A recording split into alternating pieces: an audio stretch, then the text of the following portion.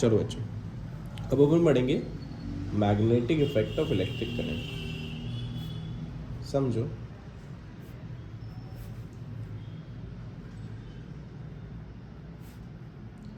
अगर अपन मैग्नेट की बात करें, magnetic effect of electric current की बात करें, तो सबसे पहले जो हमको बात करनी है वो है मैग्नेट की। किसकी बात करनी है बच्चों? मैग्नेट की। मैग्नेट क्या होता है? मैग्नेट एक ऐसा मटेरियल होता है जो किसी भी चीज़ को क्या कर सकता है? अट्रैक्ट कर सकता है। क्या कर सकता है? किसी भी चीज़ को अट्रैक्ट कर सकता है। उसको अपन क्या बोल देते हैं? उसको अपन बोल देते हैं मैग्नेट। आपको अगर मैग्नेट अगर आपने देखा होगा तो magnet is a substance that is a property of attracting certain material like iron, copper, निकल, कोबाल्ट, ये सारी चीज़ों को अट्रैक्ट करने की प्रॉपर्टी किसके पास होती है? एक मैग्नेट में। अब अगर मैग्नेट को देखोगे तो मैग्नेट ये होता है मैग्नेट। मैग्नेट के पास क्या होते हैं? मैग्नेट के पास दो पोल होते हैं, एक को बोलते हैं नॉर्थ पोल, एक को बोलते हैं south pole. Magnet has two pole, एक को बोलते हैं हम नॉर्थ पोल, एक को बोलते हैं हम साउथ पोल। मैग्नेट की कुछ प्रॉपर्टीज होती हैं, आपको पता है कि लाइक पोल्स जो रहेंगे, लाइक पोल हमेशा क्या करेंगे? एक दूसरे को रिपेल करेंगे, और अनलाइक पोल हमेशा एक दूसरे को क्या करेंगे? अट्रैक्ट करेंगे। बात समझ में आ रही है? अब समझना, अगर इस मैग्नेट के पास मैं दूसरा मैग्नेट लेके आऊँ तो होगा क्या? बेसिकली इस मैग्नेट के पास अगर मैं दूसरा मैग्नेट लेके आऊँ तो वो अट्रैक्शन और रिपल्शन शो करेगा। जैसे ये मैग्नेट है, ये दूसरा मैग्नेट है, देखो क्या हो रहा है? अट्रैक्ट हो गया। अरे है ना?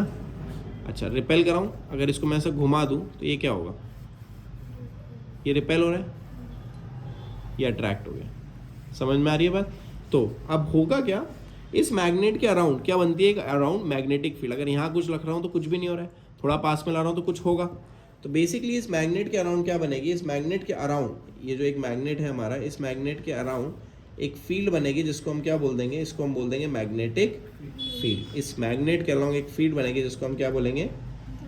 Magnetic field. जैसे चार्ज के अराउंड एक इलेक्ट्रिक फील्ड बनती है, इसी मैग्नेट के अराउंड क्या बनती है? एक मैग्नेटिक फील्ड। ये मैग्नेटिक फील्ड जो है, ये बेसिकली मैग्नेटिक फील्ड एक space around a magnet where it intensity can be influenced. क्या होगी इसकी डेफिनेशन? Space around a magnet where its intensity can be experience. आ रही बात समझ में? एक ऐसा स्पेस जहाँ पे उसकी इंटेंसिटी एक्सपीरियंस हो, उसको हम क्या बोल देंगे? Magnetic field. उसको हम क्या बोल देंगे? Magnetic field. अब मैग्नेटिक फील्ड में बेसिकली क्या होता है? मैग्नेटिक फील्ड हम लोग डायरेक्शन भी बताती है, मैग्नीट्यूड भी बताती है। कुछ प्रॉपर्टीज होती है मैग्नेटिक फील्ड लाइन्स की, उसको समझते हैं। मैग्नेटिक फील्ड लाइन्स, अब ये मैग्नेटिक फील्ड लाइन्स होती क्या है, उनकी क्या क्या प्रॉपर्टीज होती है, उन पर बात करेंगे। तो अगर अपन मैग्नेटिक फील्ड लाइन्स को देखें तो हमेशा याद रखना, मैग्नेटिक फील्ड लाइन में, मैग्नेटिक फील्ड लाइन नॉर्थ से निकलेगी, साउथ में एंटर करेगी। कहाँ से निकलेगी? हमेशा नॉर्थ से निकलेगी और साउथ में एंटर करेगी। नॉर्थ से निकलेगी और साउथ में एंटर करेगी। नॉर्थ से निकलेगी, साउथ में एंटर करेगी। आ रही बात समझ? ठीक है। और मैग्नेट के अंदर अगर मैं बात करूँ, मैग्नेट के अंदर कहाँ से कहाँ चलती है वो? साउथ से नॉर्थ। पहली प्रॉपर्टी समझ में? कहाँ से निकलेगी? तो पहली प्रॉपर्टी है नॉर्थ से निकलेगी और साउथ में एंटर करेगी। और मैग्नेट के अंदर क्या होता है? मैग्नेट के अंदर साउथ से कहाँ जाती है वो? नॉर्थ की तरफ। आया समझ में? सेकेंड चीज़, ये कभी भी एक दूसरे को इंटरसेक्ट नहीं करती। ये कभी भी एक दूसरे को इंटरसेक्ट नहीं करती है। They never intersect each other. कहीं भी दिख रही है एक दूसरे को काट रही हो? नहीं। तीसरी बात, मैग्नेट का जो पोल्स होते हैं, जो मैग्नेट के क्या होते हैं बच्चों? पोल्स होते हैं। पोल्स पे वो थोड़ी डेंस होती है, मतलब उनकी जो इंटेंसिटी होती है वो थोड़ी ज़्यादा होती है एज कम्पेयर टू इक्वेटर्स। कोने कोने पे थोड़ा सा, ये जो कोने कोने पे, ये कोने कोने पे थोड़ा सा ज़्यादा उनकी इंटेंसिटी रहेगी एज कम्पेयर टू ऊपर नीचे। बात समझ में आ रही है? तीन प्रॉपर्टी समझ में आ गई मैग्नेटिक फील्ड लाइन की अच्छे से। चौथी प्रॉपर्टी, जो उसकी टेंजेंट रहेगी, मैथ्स में टेंजेंट पढ़ी है, जैसे ये उसकी टेंजेंट होगी।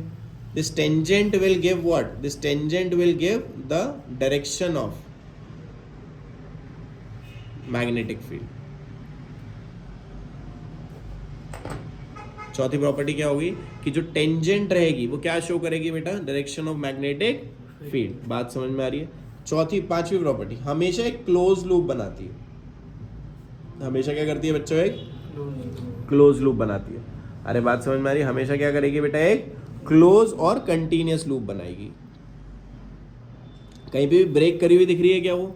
नहीं। 5 प्रॉपर्टी बहुत है। पहली प्रॉपर्टी, हमेशा नॉर्थ से निकलेगी साउथ में एंटर करेगी, मैग्नेट के अंदर साउथ से कहाँ जाएगी, नॉर्थ में, कभी भी एक दूसरे को इंटरसेक्ट नहीं करेगी, पोल्स पे हमेशा डेंस रहेगी, इक्वेटर पे हमेशा थोड़ी सी कम रहेगी, इंटेंसिटी कम रहेगी, टेंजेंट जो रहेगी वो डायरेक्शन ऑफ मैग्नेटिक फील्ड बताएगी, क्लोज लूप और कंटिन्यूस लूप बनाएगी। कोई डाउट नहीं। अगला, magnetic effect of electric current, समझो। Magnetic effect of electric current, understand.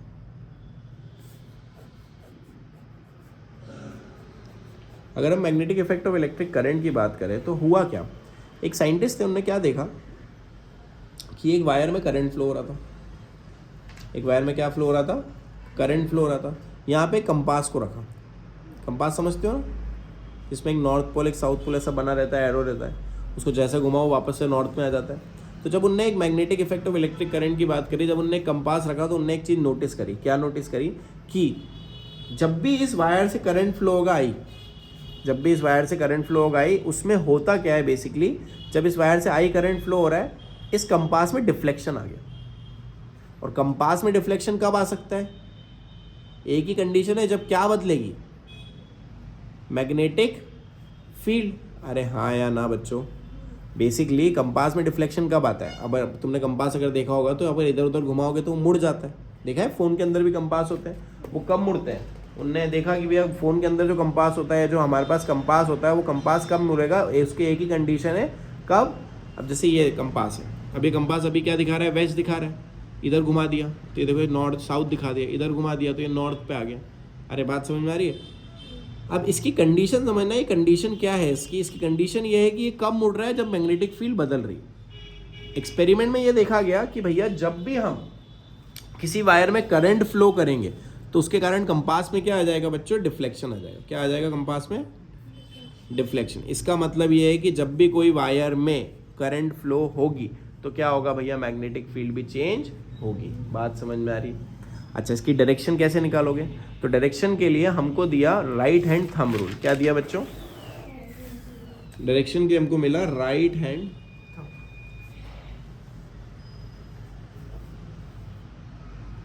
Thumb rule. Right hand thumb rule क्या बोलता है कि हम हमारे राइट हैंड को ऐसे पॉइंट करें कि हमारा जो थंब है वो क्या बताए, डायरेक्शन ऑफ इलेक्ट्रिक करंट। क्या बताया वो, direction of electric.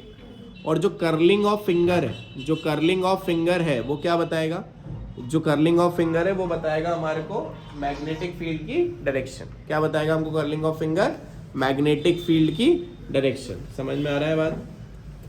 Right hand thumb rule क्या बताता है कि जो हमारे पास वायर है, उस वायर में जहाँ करंट फ्लो रहा है वहाँ हम हमारा क्या रखें, थंब। और जो हमारी कर्लिंग ऑफ फिंगर है, क्लॉकवाइज या एंटी क्लॉकवाइज, क्या बताएगा हमको, डायरेक्शन ऑफ मैग्नेटिक फील्ड। बात समझ में आ रही है। अब करंट जा रहा है ऊपर, अरे करंट कहाँ जा रहा है, ऊपर, तो ये घूम रही है, ऐसी घूम रही है, तो हम क्या बोलेंगे इसको, डायरेक्शन ऑफ मैग्नेटिक फील्ड। कोई दिक्कत तो नहीं, पक्का 100%। अच्छा देखो, मैग्नेटिक फील्ड वायर के पास में क्या होगी, थोड़ी ज़्यादा होगी। देखो वायर के पास में क्या होगी, कंपैरेटिवली ज़्यादा होगी। और जैसे जैसे हम वायर से दूर जाते जाएंगे, मैग्नेटिक फील्ड क्या होती जाएगी बच्चों, कम होती जाएगी। वायर के पास क्या होगी, वो ज़्यादा होगी, वायर से दूर जाएंगे तो कम हो जाएगी। मैग्नेटिक फील्ड को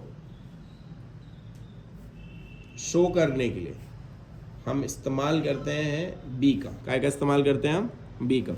अगर हमने करंट की इंटेंसिटी बढ़ा दी, हमने ज़्यादा करंट फ्लो कराया, तो बताओ मैग्नेटिक फील्ड बढ़ेगी या कम होगी, बढ़ेगी। तो magnetic field is directly proportional to I. Magnetic field is directly proportional to I. मेरे को बताओ यहाँ पे मैग्नेटिक फील्ड, ये यहाँ पे मैग्नेटिक फील्ड ज़्यादा होगी या यहाँ पे मैग्नेटिक फील्ड, ए पे या बी पे, ए पे। इसका मतलब डिस्टेंस अगर बढ़ाएंगे तो मैग्नेटिक फील्ड क्या हो जाएगी, कम हो जाएगी। डिस्टेंस अगर बढ़ाएंगे तो मैग्नेटिक फील्ड क्या हो जाएगी, कम हो जाएगी। तो in the same way magnetic field is inversely proportional to distance. ये ऑब्जेक्टिव का क्वेश्चन आ सकते हैं। बात समझ में आई। It is directly proportional to I, it is inversely proportional to distance. कोई डाउट, पक्का क्लियर है। ऐसे ही same magnetic field due to a current carrying circular loop. अगर हम circular loop, current carrying circular loop की अगर अपन बात करेंगे तो इसमें जो मैग्नेटिक फील्ड आएगी उस बात को समझना, ये हमारा सर्कुलर लूप है, ये वायर है हमारा, सर्कुलर लूप है। अब इसमें हो क्या रहा है, इसमें करंट बह रहा है, मान लेते हैं ऐसे ले जाते हैं, देखो ये हमारा करंट चलेगा, ये ऐसा जाएगा, घूमेगा और ऐसा करके वापस आ जाएगा, आया ना। तो जो मैग्नेटिक फील्ड बनेगी वो बेसिकली ऐसी बनेगी, यहाँ पे ऐसी बनेगी, बात समझ में आ रही है? जैसे जैसे ऊपर जाते आएंगे और डेंस होती जाएगी, नीचे होती दूर दूर हो जाएगी, आ रही क्या बात समझ में? यहाँ किस चीज़ पे डिपेंड करेगी बच्चों, यहाँ पे वो डिपेंड कर रही है रेडियस पे। काय पे डिपेंड कर रही है बेटा वो? रेडियस पे। समझ में आ रहा है? जो यार डिस्टेंस था यहाँ पे क्या हो जाएगा, b is directly proportional to i by r। क्या हो जाएगा वो? b is directly proportional to i by r। Are you getting it? कोई डाउट नहीं? ऐसी हमारे पास एक सब्सटेंस होता है, इसके बाद नेक्स्ट टॉपिक है, ऐसी एक सब्सटेंस होता है, इसको बोलते हैं सोलेनॉइड। क्या होता है? सोलेनॉइड। सोलेनॉइड क्या होता है?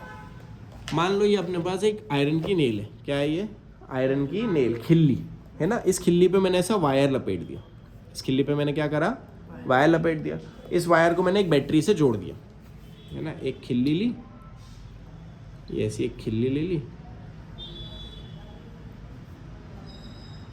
ये ऐसी खिल्ली ले ली, इस पे हमने एक वायर लपेट दिया और उस वायर को हमने क्या कर दिया, एक बैटरी से जोड़ दिया। अब होगा क्या, ये जो खिल्ली है, ये खिल्ली कभी दूसरी खिल्ली को अट्रैक्ट कर सकती है क्या? नहीं। मगर जब हमने इसको एक वायर से ऐसा लपटा और एक बैटरी से जोड़ दिया, अब इसके बाद दूसरी खिल्ली लाओ, ये इसको अट्रैक्ट कर जाएगी। This is called as solenoid. This is called as solenoid. जब एक हम बहुत सारे टर्न किसी मेटल पे लगा दें, आ रही के बात समझ? जब हम बहुत सारे टर्न किसी मेटल पे लगा दें तो वो मेटल जो है वो कैसा बिहेव करने लगता है, एक मैग्नेट जैसा। और ये जो आइटम बन के तैयार हुआ है इसको अपन क्या बोल देंगे, सोलेनॉइड। ये जो डिज़ाइन दिख रही है इसको सोलेनॉइड बोल देंगे, और जो बन के तैयार होगा उसको बोल देंगे हम इलेक्ट्रोमैग्नेट। क्या बोल देंगे? इलेक्ट्रोमैग्नेट। अरे बात समझ में आ रही है? अच्छा, अगर हम देखेंगे स्ट्रेंथ कैसे बनेगी, बढ़ेगी मैग्नेटिक फील्ड की, स्ट्रेंथ कैसे बढ़ेगी? तो अगर करंट बढ़ाएंगे तो स्ट्रेंथ बढ़ जाएगी, हाँ या ना। नंबर ऑफ टर्न्स बढ़ाएंगे तो, ज़्यादा टर्न्स रख देंगे तो भी क्या हो जाएगी, वो बढ़ जाएगी। और अंदर अगर अपन लोहे की अच्छी वाली रॉड रख देंगे, आयरन रॉड रख देंगे, तो भी उसकी इंटेंसिटी क्या हो जाएगी, बढ़ जाएगी। और ये जो आइटम बन के तैयार होगा इसको अपन क्या बोल देंगे, इलेक्ट्रोमैग्नेट। आ रही क्या बात समझ में? एक सॉफ्ट आयरन का कोर जिसके ऊपर हमने वायर लपेट दिया, जो एक मैग्नेट जैसा बिहेव करने लगा है, वो क्या बन के तैयार हो जाएगा बच्चों, एक इलेक्ट्रोमैग्नेट। मतलब इलेक्ट्रिसिटी से बना हुआ या तैयार हुआ मैग्नेट को अपन ने क्या बोल दिया, इलेक्ट्रोमैग्नेट। बात समझ में आई? पक्का? अब इसका last topic, that is force on a current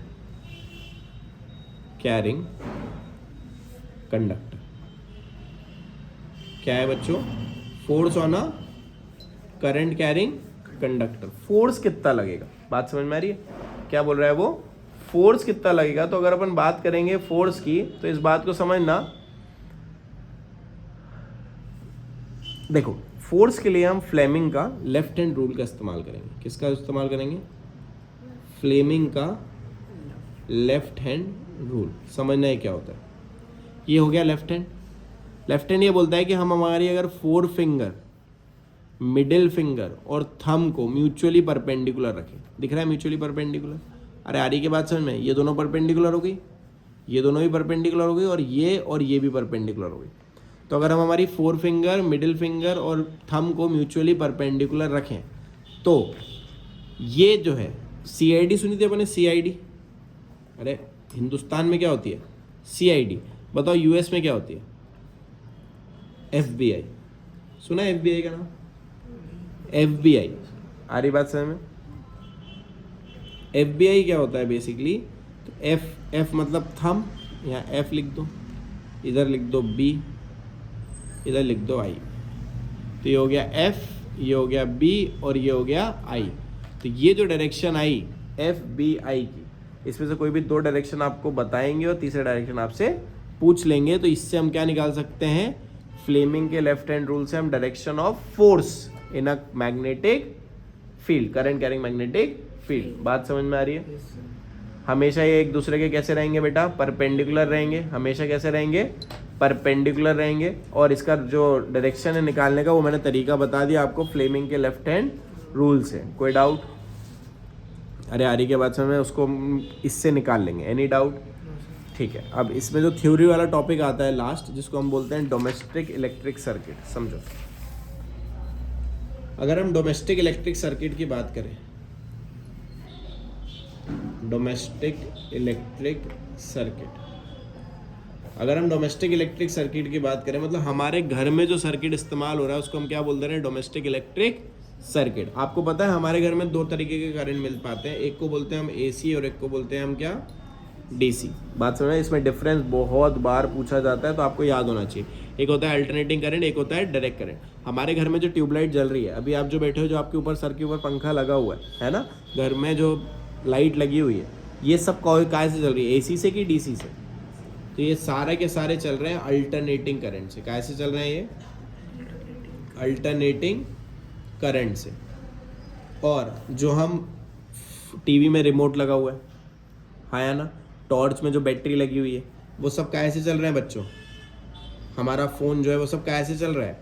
direct current से। तो जितने भी बैटरी अप्लायंसेज होते हैं, जितने भी बैटरी अप्लायंसेज होते हैं वो सब क्या होते हैं? Direct current. जितने भी हमारे घर में अप्लायंसेज होते हैं वो सब क्या होते हैं? Alternating current. क्या होता है अल्टरनेटिंग करंट? इस बात को समझना, एक ऐसा करंट जो टाइम के साथ क्या करे, वेरी करे। एक ऐसा करंट जो टाइम के साथ क्या करे बच्चों, वेरी करे इक्वली, उसको हम क्या बोल देते हैं बच्चों? Alternating current. देखो ऊपर जा रहा है आई और टी, जितना ऊपर जा रहा है उतना ही कहाँ जा रहा है, वो नीचे जा रहा है। तो इस करंट को हम क्या बोल दिया? Alternating current. दूसरा क्या होता है बच्चों? Direct current. डायरेक्ट करंट हमेशा कांस्टेंट चलता है, हमेशा कैसा रहेगा बच्चों? कांस्टेंट रहेगा। इसको हम क्या बोल देंगे? Direct current. कोई डाउट? ये कहाँ इस्तेमाल होता है हमारे घर में? होम्स, इंडस्ट्री, सारी चीज़ें, जितनी भी इलेक्ट्रॉनिक डिवाइसेस हैं वहाँ पे क्या इस्तेमाल होगा? Direct current. एक ऐसा करंट जो टाइम के साथ हमेशा पीरियोडिकली क्या होगा? चेंज होगा, उसको हम क्या बोल देंगे?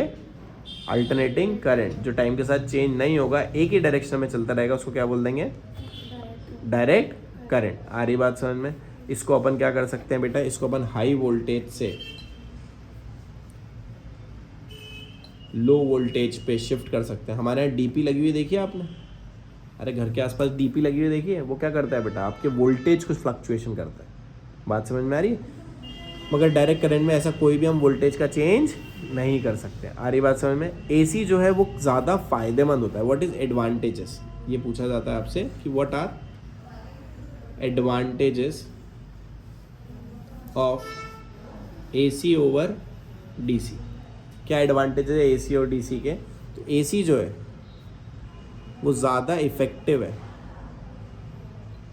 लॉन्ग डिस्टेंस ट्रैवल कराने के लिए। अगर आपको लॉन्ग डिस्टेंस ट्रैवल कराना है तो वो क्या ट्रैवल कर सकता है? एसी। कोई बैटरी में वायर लगा के आपने देखा है यहाँ से आप पुनासा इलेक्ट्रिसिटी पहुँचा दो? नहीं। मगर यहाँ से आपने पुनासा तक इलेक्ट्रिसिटी या नर्मदा नगर अपने ओमकारेश्वर का जो डैम है वहाँ से आते हुए इलेक्ट्रिसिटी देखी है?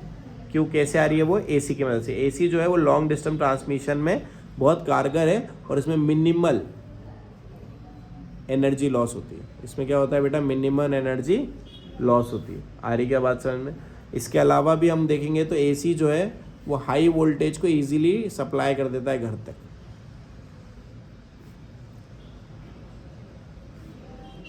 तुमने देखा 33 kV की लाइन?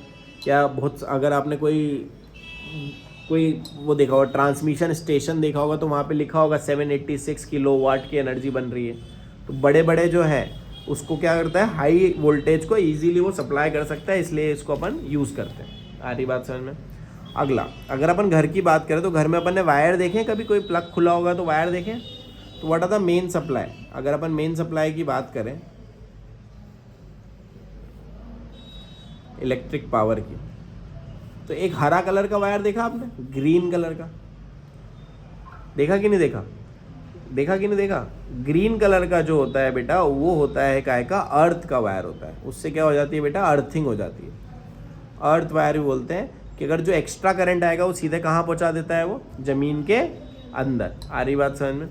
इसके अलावा होता है एक लाइव वायर। क्या होता है बच्चों? एक लाइव वायर हमेशा जो होता है वो रेड कलर का होता है। क्या होता है बच्चों? एक रेड कलर का होता है। ये जो है करंट लेके आता है, करंट कैरी करता है घर तक। आ रही बात समझ में? ऐसी होता है एक ब्लैक वायर जिसको अपन न्यूट्रल वायर भी बोलते हैं। एक होता है ब्लैक वायर जिसको अपन न्यूट्रल वायर भी बोलते हैं। ये ब्लैक वायर या न्यूट्रल वायर क्या होता है बच्चों? एक ऐसा वायर जो करंट को वापस लेके जाता है, करंट को टेक बैक। और आपको पता है जब करंट आएगा, आके आपके घर के बल्ब जलाएंगे और वापस से जाएगा, तभी एक पूरा सर्किट कंप्लीट होगा। अरे हाँ, है ना? इसीलिए 2 वायर का होना बहुत ज़रूरी है, तभी अपना क्या होता है, सर्किट कंप्लीट होता है। अगर तुमने प्लग देखा हो, तुम्हारे घर में प्लग ऐसा लगा हुआ है, अरे ऐसा एक प्लग लगा हुआ है, सबने देखा? ये जो ऊपर वाला दिख रहा है ये है अर्थ वायर के लिए। ये किसके लिए बेटा? अर्थ वायर के लिए। ये दोनों सेम काम करते हैं। ये जो 2 हैं इनमें करंट आएगा। अगर तुम इसमें टेस्टर लगा के देखोगे तो इसमें करंट आएगा और इन दोनों में करंट नहीं आएगा। आ रही बात में? इन दोनों में करंट आएगा और इनमें करंट नहीं आएगा, क्योंकि ये दोनों जो है लाइव वायर, इससे करंट आ रहा है। आपके घर में पूरा अप्लायंसेस कंप्लीट करके यहाँ से करंट वापस जा रहा है, इसलिए इसमें कभी भी करंट नहीं आता है। इसीलिए मीटर में हमेशा 2 वायर अंदर घुसते हुए दिखते हैं। एक करंट लेके जाता है, एक करंट लेके जाता है। ये जैसे ये मीटर है तो एक करंट लेके आया, आपके घर में सारे अप्लायंसेस जला, और एक वापस लेके गया, तभी सर्किट क्या हुआ? कंप्लीट हुआ। आ रही बात समझ में? अच्छा, डोमेस्टिक सर्किट में 2 प्रॉब्लम बहुत बड़ी आती हैं। एक को बोलते हैं हम क्या? Short circuit. सुना कभी शॉर्ट सर्किट हुआ? क्यों हुआ? हाँ नहीं, जब लाइव वायर, लाल वाला वायर और न्यूट्रल वायर, जब लाइव वायर और न्यूट्रल वायर जो है ये दोनों एक दूसरे से क्या हो गए, ये जब एक दूसरे से टच हो जाते हैं, जब लाइव वायर और न्यूट्रल वायर एक दूसरे से क्या हो जाते हैं? टच हो जाते हैं, तो क्या हो जाता है बच्चों? शॉर्ट सर्किट हो जाता है। बात समझ में आ रही है? जब लाल वाला वायर और काला वाला वायर एक दूसरे से टच कर जाएंगे तो क्या हो जाएगा? शॉर्ट सर्किट हो जाएगा। बात समझ में आ रही है? और दूसरी जो बड़ी समस्या आती है वो आती है ओवरलोडिंग की। दूसरी जो समस्या आती है वो क्या होती है? जब बहुत सारी डिवाइसेस एक साथ कनेक्ट हो जाए, जब बहुत सारी डिवाइसेस एक साथ कनेक्ट हो जाए, उसके कारण क्या आ जाती है बेटा? ओवरलोडिंग। आ रही क्या बात समझ में? उसके कारण क्या आ जाती है? ओवरलोडिंग। इसके अलावा मैंने आपको फ्यूज़ जो है वो पिछली बार बता दिया था। फ्यूज़ क्या होता है बच्चों? फ्यूज़ एक ऐसी इलेक्ट्रिकल डिवाइस होती है जो काहे से बचाती है बेटा? अप्लाइंसेस को ख़राब होने से बचाती है। अगर कोई ज़्यादा वोल्टेज आ गया, ज़्यादा करंट आ गया एकदम से, तो फ्यूज़ क्या करता है बेटा? मान लो ये टीवी है, ये टीवी के यहाँ पे फ्यूज़ लगा हुआ है, तो अगर ज़्यादा एकदम से करंट आ गया तो फ्यूज़ क्या हो जाएगा? यहाँ से मेल्ट हो जाएगा, और ये मेल्ट होके आपके टीवी को जलने से बचा लेगा। तो आप 10 रुपये का फ्यूज़ बदलोगे और आपकी टीवी वापस से क्या हो जाएगी? नहीं हो जाएगी, वापस चालू हो जाएगी। इसलिए जब भी कभी कोई अपनी अप्लाइंसेस ख़राब होती है तो सबसे पहले फ्यूज़ चेक करना चाहिए कि भैया फ्यूज़ अच्छा है कि नहीं है। बोलो समझ में आया? जिसके बाद एक हाई रेजिस्टेंस होता है जो आपको बचा सकता है। डन। ये ख़त्म हुआ आपका पूरा का पूरा कौन सा चैप्टर?